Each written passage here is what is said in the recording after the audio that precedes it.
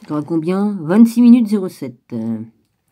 Bonjour à tous mes abonnés, aux frères et sœurs et aux amis. Ah, encore un abonné qui s'est désabonné. Bon, c'est pas grave. Même sans abonnés, je continuerai à faire mes vidéos. Ça change rien. Les incultes à qui ça plaît pas, bah ça vous plaît pas. Hein. C'est ce qu'on pas de... Voilà, hein, vous avez le droit. Hein. Bon, Madomi, ça c'est la Bible de Jérusalem. Voilà, 2015. Elle coûtait combien à l'époque?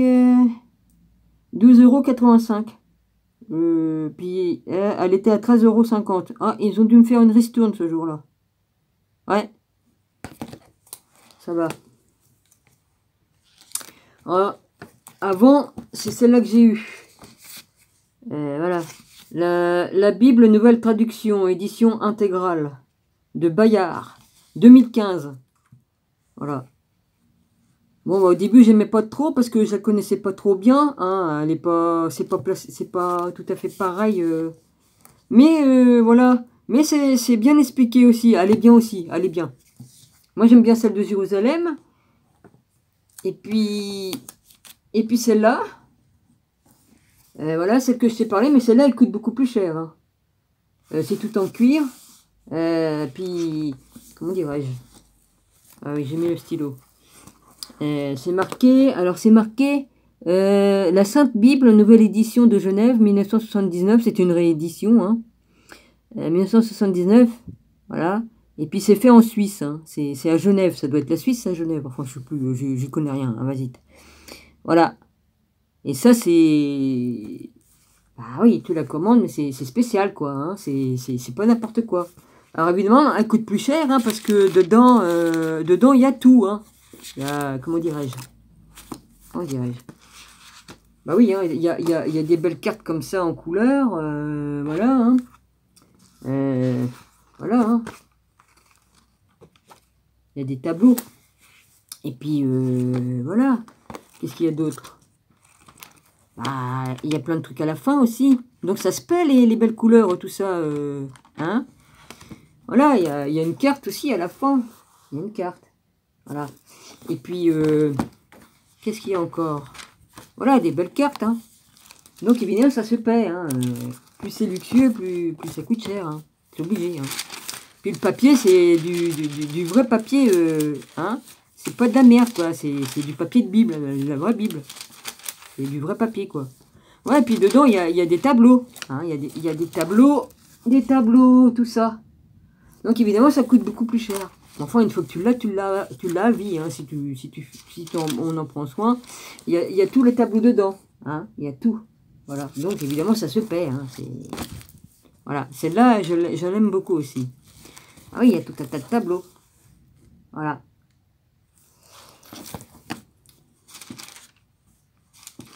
Et voilà. Hein.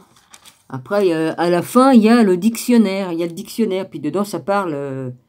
Le dictionnaire, ça parle par exemple de Siméon, bah, fils de Jacob, voilà. Genèse 29, voilà. Il parle de tout un tas de trucs. Tabernacle, ben, sanctuaire transportable. Voilà. Et puis après, il donne la définition, la demeure de Dieu, au milieu de son peuple, voilà, d'Israël. Voilà, c'est intéressant. Voilà, il y a tout ça, tout ça. Voilà, ma Domi. Et je regrette pas de l'avoir commandé. Voilà, chaque Bible se présente différemment selon quoi. Voilà. Et dedans, il y a le Nouveau et l'Ancien Testament. Voilà. Dans les autres aussi. Hein. Dans celles que je t'ai présentées aussi. Voilà ma Nomi. Voilà qui est fait.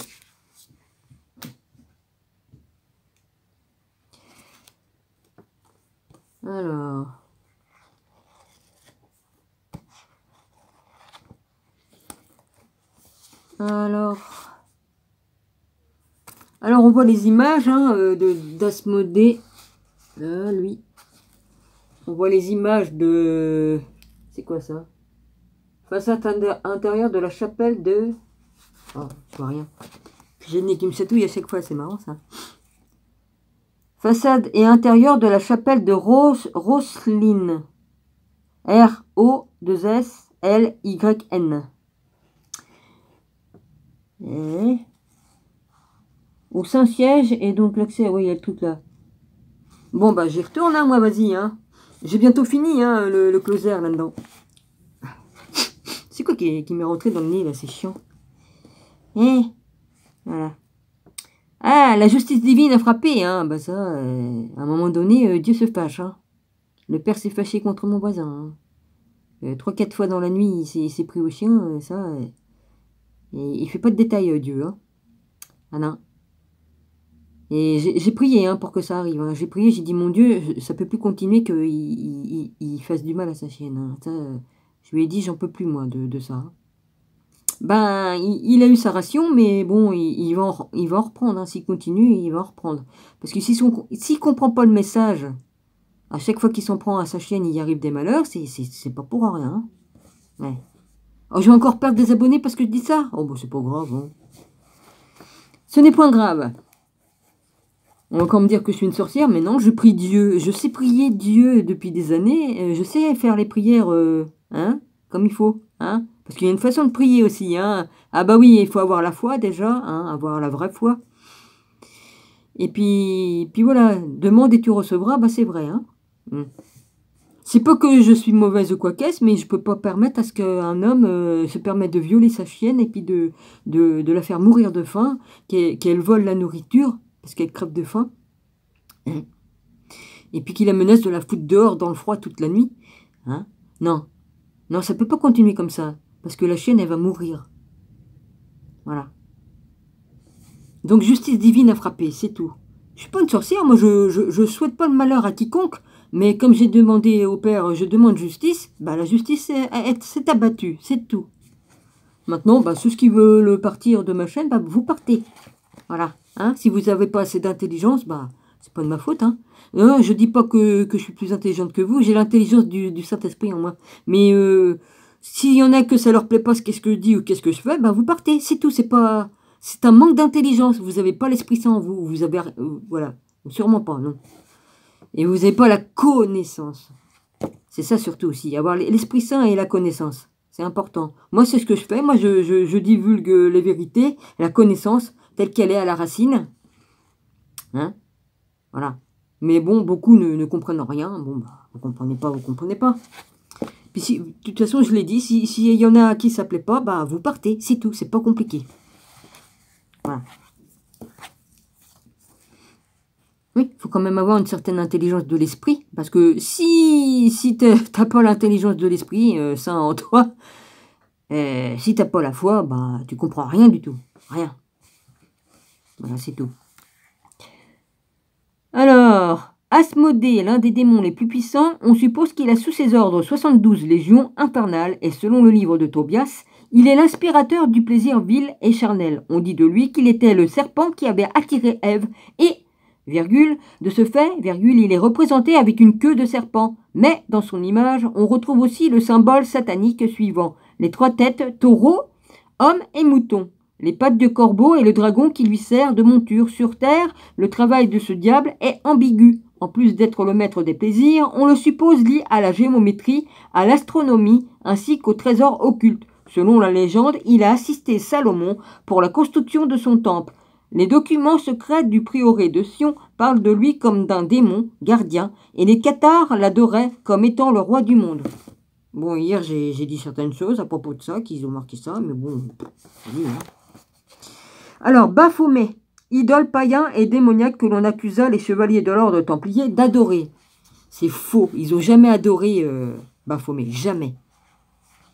Ceux qui ont porté la croix rouge, la jolie croix, là. Hein? Ils n'ont jamais adoré Baphomet. Ils ont dit qu'ils crachaient, qu'ils crachaient sur la croix de Jésus. Mais vous n'avez pas honte d'avoir écrit ça, le VAT? Ouais, vous comprenez bien ce que je veux dire, le VAT. Hein? Honte à vous. Chapelle de Roseline, chapelle Sainte-Roseline, également connue sous la cathédrale. Comme la cathédrale des énigmes, il s'agit d'un temple qui se trouve en Écosse à quelques 10 km d'Édimbourg. Ou d'Édimbourg, excuse-moi. Elle a des noms et patronymes en commune avec Rennes-le-Château. je connais par cœur. Elle contient de nombreux symboles chrétiens, mais également maçonniques, égyptiens, païens et hébreux. Je connais. Contrairement à l'opinion populaire, elle n'a pas été construite par les Templiers, mais par Sir William Sinclair au XVe siècle, tandis que cela... Sir William Sinclair, au XVe siècle, tandis que cela faisait plus d'un siècle que le Templier avait été anéanti par le Vatican. J'arrêterai pas de le dire. Honte à vous. Château de Godefaux, résidence d'été du pape. Elle est située sur le lac d'Abano, à 30 km de Rome. C'est une tradition bien établie. Le souverain pontife y passe ses vacances depuis l'époque de Urbano VIII. Le bâtiment date du XVIe siècle et héberge la Specula Vaticana, l'observatoire astronomique du pape. Ah bah oui, il est tellement riche, il peut avoir son propre observatoire personnel. Il a même le droit d'avoir une lunette que nous, on peut même pas avoir. Ah bah oui. Attends, on n'a pas le droit d'avoir une lunette qui rapproche de trop. Si ce n'est que mon frère, il en avait une et on voyait sur la lune comme si tu étais dessus. Ils en font plus des comme ça, ils n'en font plus. J'ai eu l'insigne honneur de voir dedans. Oh punaise, qu'est-ce que c'était beau. On voyait le vent ou les nuages, ou je sais pas, il y avait des trucs qui passaient, on les voyait passer, la poussière qui bougeait, enfin je sais pas, c'était... Enfin bref. Alors, spéculation Vaticana et l'Observatoire astronomique du pape, la propriété compte aussi de merveilleux jardins. Ah bah oui, tant qu'à faire. Hein. Les cathares, ceux qui ont reçu ce nom, se considéraient comme les authentiques descendants des premiers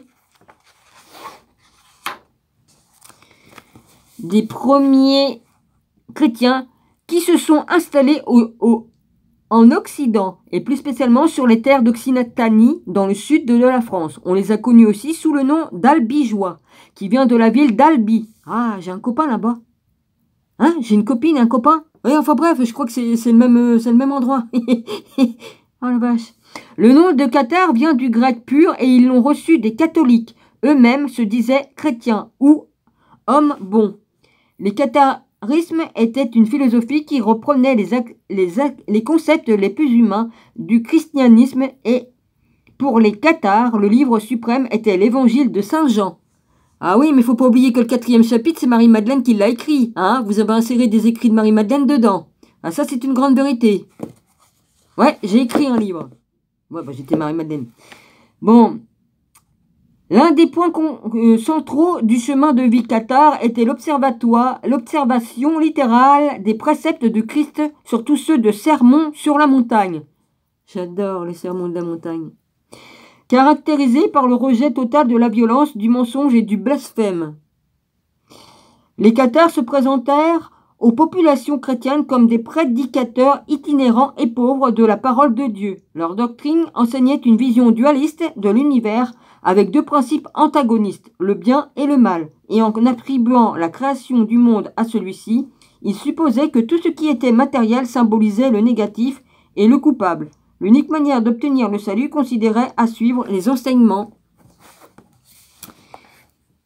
de Jésus qui avait montré au monde le chemin de la rédemption. Il n'acceptait ni la guerre ni le fait de tuer des animaux. Il ne reconnaissait pas non plus l'autorité des rois, des évêques et du pape. Amen, Seigneur. Par leur action, ils réussirent à révoquer les curés du Languedoc car ils n'étaient pas d'accord avec le pouvoir temporel de l'Église. Évidemment, ces positions étaient mal vues par Rome. Bah évidemment. Et bien que le clergé ait fait des gros efforts pour conduire les cathares à l'orthodoxie catholique, ils ne parvinrent pas à leur fin. Au contraire, le nombre des adeptes des cathares augmenta. L'Église tenta de recourir aux ordres religieux pour qu'ils y mettent bon ordre, mais ni les cisterciens ni les dominicains ne réussirent. L'assassinat en 1208 de Pierre de Castelnau, légal pontifical perpétré dans d'étranges circonstances, donna l'occasion au pape Innocent III de changer de tactique et utiliser la violence contre les cathares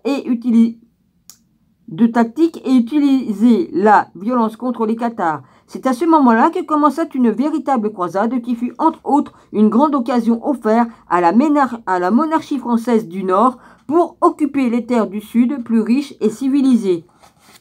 Alors, il y a une photo. Persécution des cathares pendant l'Inquisition. Ah, bah, ils les ont brûlés encore. Vas-y. Et puis, les cathares furent persécutés par l'Église jusqu'à leur extermination. C'est tout ce que vous savez faire depuis des millénaires. C'est ainsi que l'Église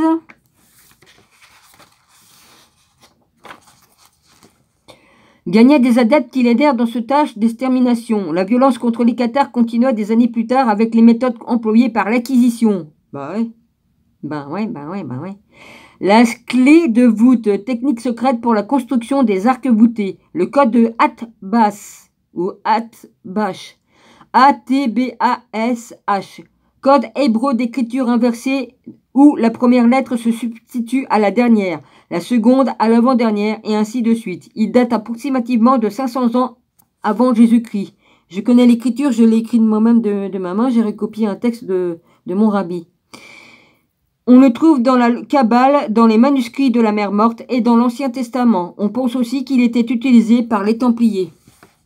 Merci Seigneur. Le code Leicester, cahier de notes de Léonard de Vinci, rédigé à Milan entre 1506 et 1510. Il compte 72 pages et il présente des notes scientifiques brillantes ainsi que d'excellentes déductions. Il tire son nom de la famille anglaise qui l'a acheté en 1717 et il appartient aujourd'hui à Bill Gates. Oh putain de merde, donc... Excusez-moi. Ce démon là, c'est celui-là qui fait des trucs qui est pas très catholique. Il a acheté ça. Ouais, remarque, il est tellement riche, il peut même acheter tout. Hein. Oh mon Dieu, c'est tombé dans des mauvaises mains.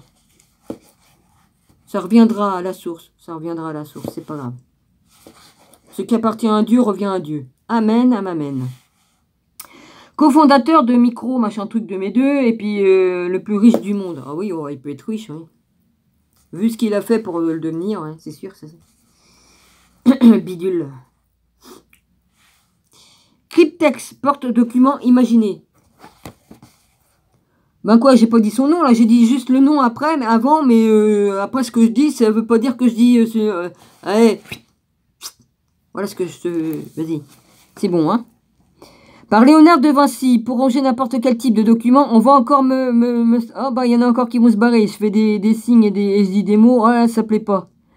C'est pas parce que je dis des gros mots et que je dis ce que je pense réellement, parce que moi je suis droite et juste et je dis ce que je pense. Je suis pas une pute qui fait semblant. Moi je me montre tel que je suis. Voilà. Donc si ça plaît pas, bah ça plaît pas. Mais moi je suis juste et puis Dieu me voit tel que je suis. Et vous me voyez tel que je suis. Voilà. Et si ça plaît pas, bah barrez-vous. Voilà. C'est pas la peine de faire faire les saintes nitouches et puis se faire passer pour une plus que sainte que sainte. Hein? On est tous pécheurs sur Terre. Hein, tous. Alors, carte diagramme de façon à ce que l'information reste scellée à l'intérieur et que seule la personne qui connaît le mot de passe puisse y accéder. Ouais. Oh, ça ressemble à l'appareil que j'ai, sauf que moi, c'est pour regarder les étoiles. Oh, c'est marrant, ça. C'est le même système. La croix, symbole de mort et de rédemption pour les chrétiens. La croix possédait déjà depuis longtemps une signification profonde pour différents peuples. Pour les Gaulois, la croix était dotée de pouvoirs enrichissants. Pour les Perses, c'était un talisman contre le mal et la mort. Dans la religion syrienne, c'était un instrument de sacrifice à Baal. Ah bah j'ai eu le droit. Ils m'ont brûlé, mais je sais pas. Mais leur truc, là, vas-y. Hein. Bah, être sacrifié à Baal, maintenant, je sais pas s'ils m'ont machiné sur une croix ou si, ou quoi qu'est-ce, je me rappelle pas, mais je sais qu'ils m'ont brûlé et ils m'ont bouffé. Alors, les croix de toutes sortes remplissent le rôle d'amulette ou de talisman. Il s'agit d'un objet que l'on peut considérer de deux façons différentes, soit comme l'intersection perpendiculaire de deux lignes, soit comme un point d'où partent 4 rayons dans 4 directions. La croix peut donc être considérée comme un symbole de conjonction ou d'inversion. La ligne verticale fait référence au principe positif axe du monde, élévation, et élément spirituel à... Ouais, il y a toutes sortes de croix.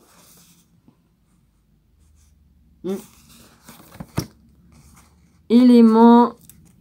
Il y a la croix celtique, il y a la croix a été symbole qui s'est étendue en haut, il y a un cryptex au-dessus. Ouais. Il y a la croix de vie égyptienne ici.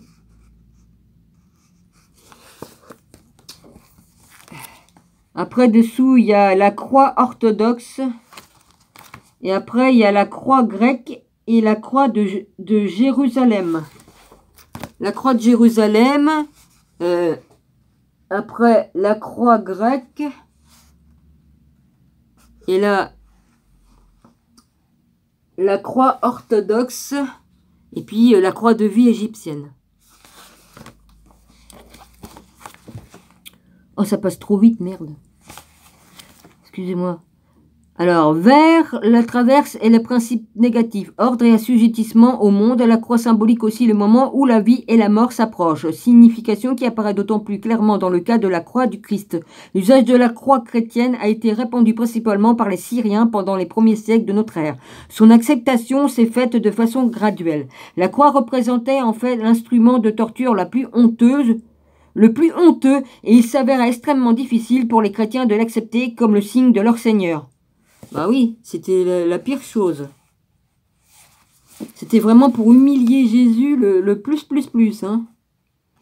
Mais ce n'est qu'au fil des siècles qu'elle fut acceptée comme symbole principal. Selon la tradition, l'authentique croix du Christ était faite de bois d'olivier, de cyprès, de cèdre et de palmier. Et ses 4 bras représentaient les 4 parties du monde, les 4 saisons de l'année et les 4 vents.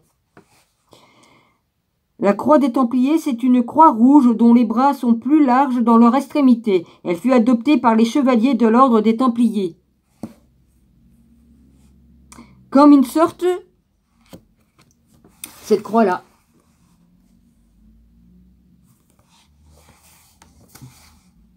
Comme une sorte de signe ornant le manteau blanc qui constituait le vêtement de l'ordre.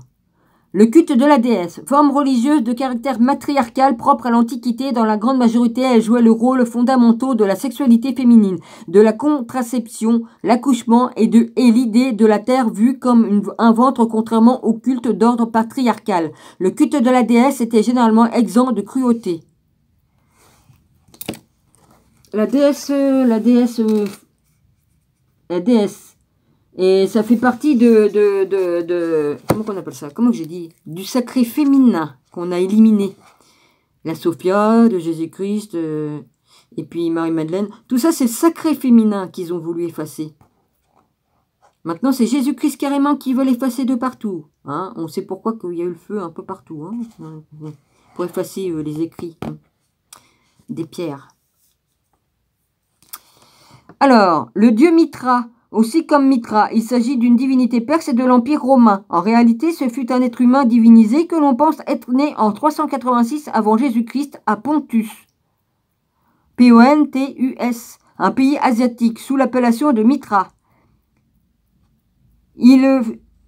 Mitra, après il y a un I devant, virgule, il fut gouverneur de cette région jusqu'à ce qu'il parvienne à former son propre empire. Son successeur, Mitra II, fut conquis par les armée d'Alexandre le Grand, et lui abandonna les terres qu'il possédait. Dans la même ligne des successions, il y eut 5 autres Mitras. Le 7e fut connu sous le nom de Mitra le Grand. Il est possible, dans un premier cas,